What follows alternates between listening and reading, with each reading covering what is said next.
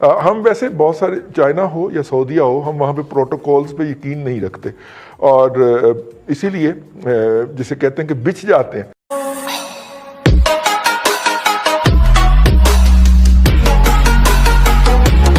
کیا ہو سکتی ہے کہ جناب پاکستان کے وزیر خارجہ جو ہیں، وہ جو کنٹروورسی ایگزسٹ کر رہی تھی سعودی عرب کے حوالے سے، اس کے بعد چائنا کے دورے پہ تشریف لے کے گئے ہیں، اور چائنا کے دورے پہ جب ہم پہنچے ہمارے وزیر خارجہ، تو وہاں پہ استقبال کے لیے پاکستان کی ایمبیسی کا عملہ ہی موجود تھا، اور چائنیز کی طرف سے ان کے دفتر خارجہ کا کوئی افسر نہیں آیا۔ اس کو بہت سارے لوگوں نے بہت سا ایشو بنایا، لیکن جب وہ دفتر خارجہ کی عمارت میں پہنچے اور وہاں پہ گئے تو جس سے پرتپاک طریقے سے جس طرح بازو کھول کے استقبال کیا چائنیز وزیر خارجہ نے، اور چائنا کے وزیر خارجہ بہت اہم شخصیت ہے اپنے سیٹ اپ کے اندر، وہ صدر شی جن پنگ کے بعد دوسری طاقتور 3 شخصیت مانے جاتے ہیں اپنی حکومت کے اندر، اور مطلب کہ ان کا جانا تقریباً شی جن پنگ کا ہی جانا ہوتا ہے کہیں پہ، یا ان کا استقبال جو ہوتا ہے۔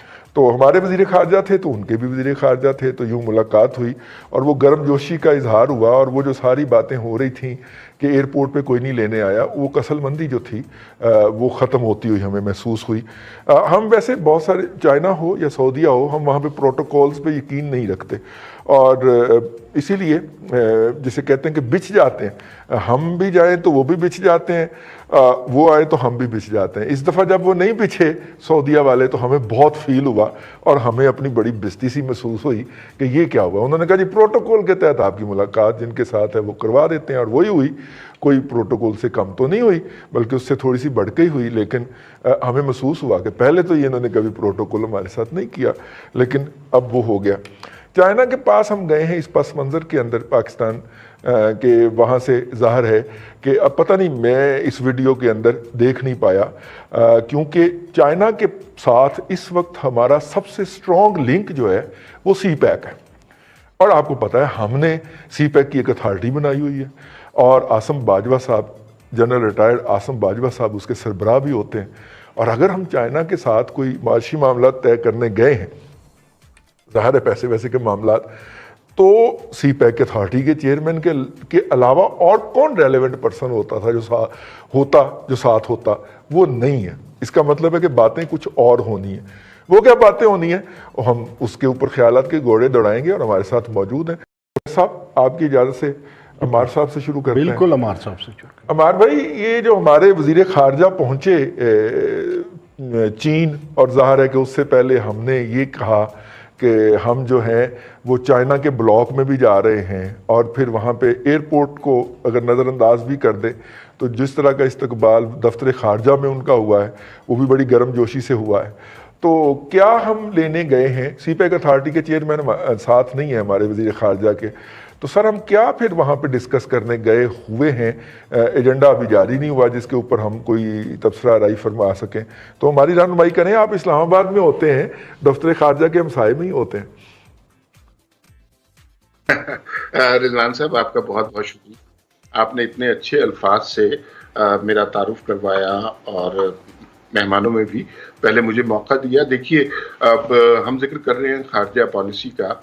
اس وقت پاکستان کی خارجہ پالیسی جتنی کنفیوزڈ اس وقت ہے، میرے خیال میں ماضی میں کبھی نہیں رہی۔ ہمیں بنیادی طور پر 2 بڑی قوتیں ہیں دنیا کی، رشیا کے ٹوٹنے کے بعد وہ امریکہ اور چائنا میں ڈیوائیڈڈ ہے۔ ان دونوں کے اپنے اپنے انٹرسٹ ہیں۔ ہمیں یہ سمجھ نہیں آ رہی کہ ہم نے چائنیز بلاک میں رہنا ہے یا امریکن بلاک میں رہنا ہے۔ سی پیک جو ہے وہ ظاہر ہے چائنیز بلاک سے جڑا ہوا بہت اچھا منصوبہ ہے، اور اس کے اوپر گزشتہ دور حکومت میں بہت زیادہ کام ہوا تھا، لیکن مجھے بعض اوقات یہ لگتا ہے کہ اگر ہم سنگل ہینڈڈلی کسی ایک چیز کی طرف پوائنٹ آؤٹ کر سکیں کہ نواز شریف کو وزارت عظمیٰ سے کیوں بے دخل کیا گیا تھا، تو وہ بنیادی طور پہ سی پیک کا منصوبہ تھا۔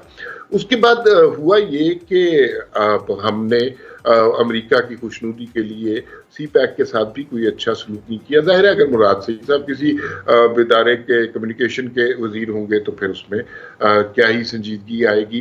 پھر اس میں ہم نے کوشش بہت کی امریکن بلاک کی طرف جانے کی، لیکن امریکہ کا اب ہم میں वो इंटरेस्ट नहीं रहा। और जिस तरह जैसे आपने देखा कि सऊदी अरब ने भी अब उस तरफ कुछ रुजू किया है इसराइल की तरफ, और वो अमेरिका के कहने पे उस पर मजीद बात हो भी सकती है। तो अगर हम उस ब्लॉक में रहते हैं तो हमें शायद उस स्टेज पर जाना पड़े। ये मसला ये है कि हमने अपने जहनों की जिस तरह परवरिश की हुई है उसके मुताबिक हम ये इस तरह की बात नहीं सुन सकते। दूसरी तरफ चाइना भी कोई बहुत ज्यादा खुश नहीं है। जो आपने पंजाबी में एक बात कही शुरू में कि हमें जरा बेइज्जती जी महसूस होती है, वो महसूस नहीं होती, वो बुनियादी तौर पर बेइज्जती की बात है। और ये सफारत खानों में इस्तकबाल नहीं होता जब कोई इस लेवल के लोग जाते हैं। उनका अगर आपने गर्मजोशी दिखानी हो तो आप पब्लिकली दिखाते हैं। मेरे ख्याल में ना हम दोनों तरफ बार्गेन करने की कोशिश कर रहे हैं, जो कि कोई बहुत अच्छी सिचुएशन नहीं है। और दोनों तरफ से हमें कुछ ज्यादा इम्कानात नहीं नजर आ रहे।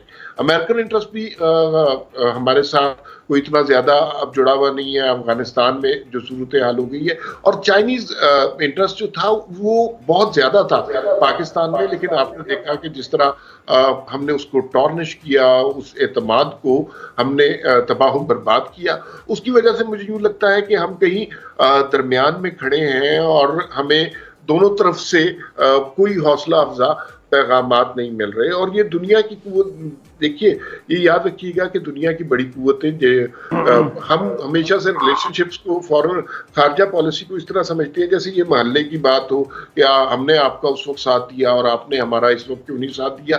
दुनिया में रिलेशनशिप मालिक के दरमियान इस तरह नहीं होते। रिलेशनशिप की बुनियादी रीजन आजकल सिर्फ इकोनॉमिक रीजन है। तो मुझे लगता है कि हम दोनों कैंप्स को नाराज कर चुके हैं और दोनों से माफी तलाफी करने की कोशिश कर रहे हैं। और अब आगे हमें खारजा की सतह पर मुश्किलात ही मुश्किलात नजर आ रही हैं। बिल्कुल ठीक है। मुमताज भट्टी साहब ने हमें फोन पे ज्वाइन किया हुआ है। भट्टी साहब, ना कोई फाइनेंस का बंदा है साथ में और ना कोई सी पैक है, तो फिर हमारा पॉसिबल एजेंडा क्या है जी? हम वहाँ पे क्या डिस्कस करने गए? देखिए, अब तक जो दफ्तर खारजा ने, पाकिस्तान के दफ्तर खारजा ने जो डिटेल दी है उसके मुताबिक जो जियान में जो सूबा है चीन का, वहाँ पे वज़ीर खारजा जो है वो चीन के वज़ीर खारजा से उनकी मुलाकात जो है वो इस वक्त हुई है। फिर किस इशू के ऊपर ये बताया गया है कि बातचीत हुई। अभी उसका अलामिया नहीं जारी हुआ सरकारी सतह के ऊपर कि क्या बातचीत हुई, किन किन इशू के ऊपर बातचीत हुई। लेकिन रिजवान साहब, इस वक्त जो हमारी खारजा पॉलिसी है, देखिए ये एक बड़ी डेंजरस गेम होती है जब आप खारजा पॉलिसी में हमेशा ममालिक जो है वो विन विन पर खेलते हैं, और उसमें दो जो पोजीशन होती हैं, विन लूज पोजीशन या लूज लूज पोजीशन, ये जो है दोनों बड़ी खतरनाक होती हैं। इस वक्त हम इन दोनों का शिकार हैं कि हम अमेरिका को रखें, चीन को छोड़ें, या चीन को रखें अमेरिका को छोड़ें। दूसरी बात ये कि या दोनों को खिलाते रहें। विन विन पोजीशन हम जो है वो बहुत दूर चले गए हैं इस वक्त, और उसकी कई वजूहत हैं। इकॉनमी डिलीवर नहीं कर सकी, जो इस गवर्नमेंट के साथ, जो इमरान खान के स्ट्रक्चर के साथ हमारे जो इस मुल्क के पावर कॉरिडोर हैं, उन्होंने जो तवक्कुआत वाबस्ता की थी कि कितना बड़ा फेज होगा जिसके लिए दुनिया जो है वो हर जगह रेड कारपेट बिछा के बैठी होगी और सरबराह मुल्कत जो है वो पुरजोश होंगे कि उनके साथ मामला डील करें। ये दोनों जो ख्वाहिशें थी, ये तवक्कुआत थी, ये बड़ी हद तक नाकाम होती हैं। और फिर जो लूज बॉल कराए गए खारजा पॉलिसी के हवाले से, खुद प्राइम मिनिस्टर लेवल के ऊपर जो चीजें हुई, स्टेटमेंट्स जिस तरह से आई, ये बताते खुद एक बहुत बड़ा खारजा पॉलिसी के लिए सेटबैक था पाकिस्तान की, जो पहले भी कोई इतनी अच्छी पोजीशन में नहीं थी। अब रह गई बात कि इस वक्त हमारी स्ट्रेटजी क्या होनी चाहिए। लेकिन इस वक्त आपके पास चॉइसेस ही नहीं है। ना तो आपकी अमेरिका के साथ जो तवक्कुआत वाबस्ता है वो पूरी हो रही हैं, अफगानिस्तान के हवाले से जो मामलात हैं वो आपकी पूरी कोशिश के बावजूद वायलेंस वहाँ पे अभी तक जो है वो नहीं रुका, और तालिबान जो है वो बातचीत भी कर रहे हैं और साथ जो वायलेंस है वो भी जारी है, और उसमें बाकी स्टेक होल्डर्स भी जैसे ISI